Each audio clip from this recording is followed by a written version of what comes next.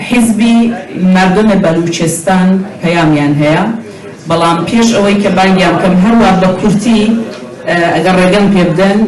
بە فارسی بە خێراتنێکی میوانەکان دەکەم و دوایە داوایان لێ دەکەم کە تەشریف بێنن. مهمانان عزیز ایرانی، به همگی شما خوش آمد میگم. قدم رنج فرمودین. تشکر فراوان که در این روز تاریخی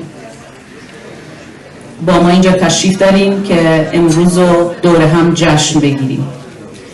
ممکنه من نتونم قدم به قدم تمام چیزهایی که اینجا گفته میشه برای شما ترجمه کنم، ولی امیدوارم که همچنان که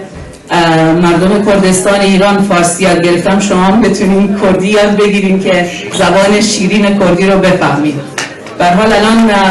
از طرف حزب مردم بلوچستان آقای رحیم رنگی پیام دارم که ازشون خواهش میکنیم تشریف بیارن. بفرمایید.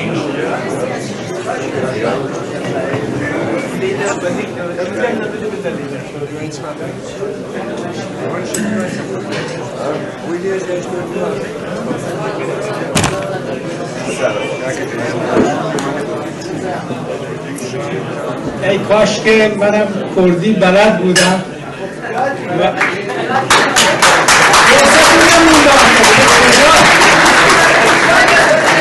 و اگرم بلوچی صحبت کنم متاسفانه شما متوجه نمیشید و جای خوشحالی است که فعلا یک زبان ارتباطی داریم به اسم فارسی و همچنان که خانم فرمودن امیدوارم که اکثرا اینجا فارسی و متوجه بشید. انشالله دور نیست که زبان هم دیگر رو دوستان، خانم ها، آقایان، من به عنوان یک بلوچ همچنان که عرض کردم خدمتتون خیلی خوشحالم و افتخار دارم از اینکه دعوت شدم اینجا که چند کلامی را در ارتباط با احساسات خودمون و افکار خودمون رو با شما در مطرح کنم، بیان کنم. مردم بلوچستان هیچ وقت و هرگز مبارزات خودشون رو جدا از مبارزات مردم کرد ندانستند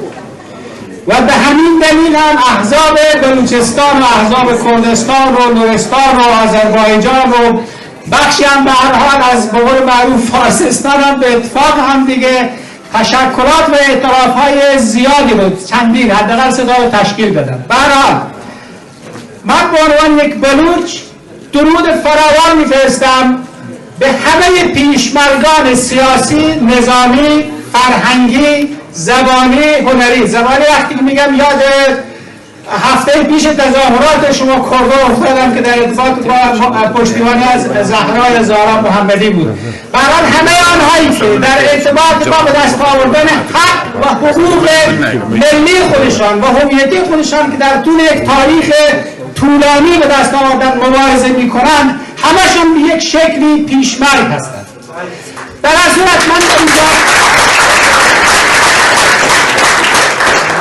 از آنجایی که من به عنوان یکی از تلاشگران و مبارزان در درون حزب مردم بلوچستان هستم، اینجا این پیامی رو که از طرف حزب مردم بلوچستان فراهم دیده شده است خدمتتون ارائه میدم. با سپاس.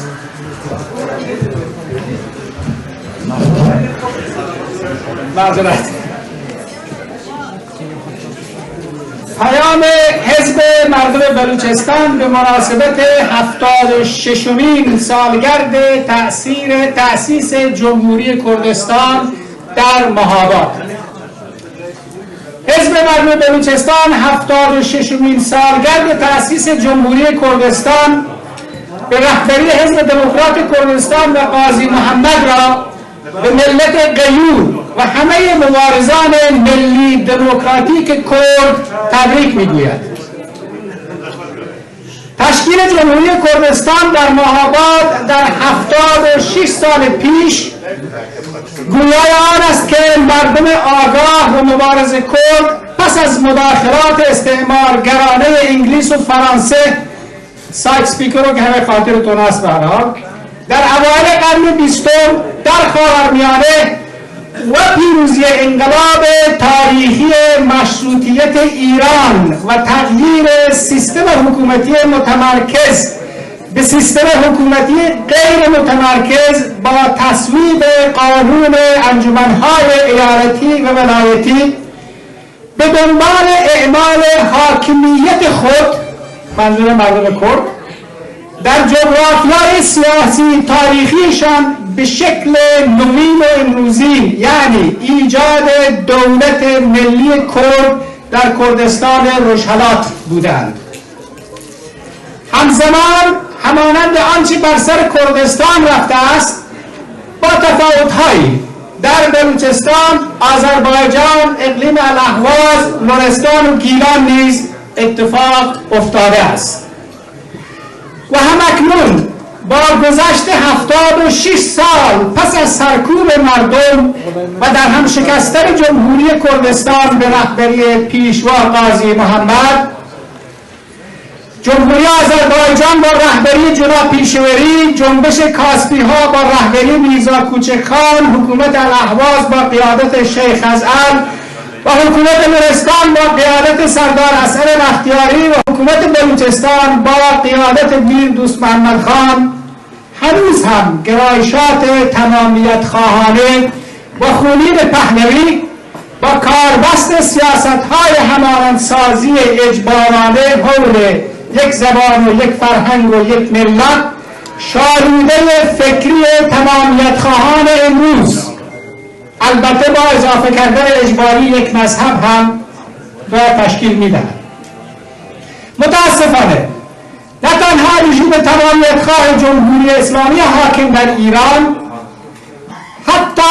بخشی از ملی گرایان تمامیت خواه اپوزیسیون فارس هم اعتقادی به حقوق ملی ملت‌های خارج از حاکمیت در ایران نداشته و موزاییک زبانی و فرهنگی تاریخاً موجود در حوزه‌های جغرافیایی گوناگون ایران را تهدیدی برای تمامیت ارضی ایران ارزیابی نموده و همچنان در مقابل اصل همبستگی در دگر بودن در کشور ایران کثیرالمله ایستادند. با وجود همه این ناملایمات، احزاب و نیروهای سیاسی مطرح کردستان نه تنها متوسل به روش‌های فناتیک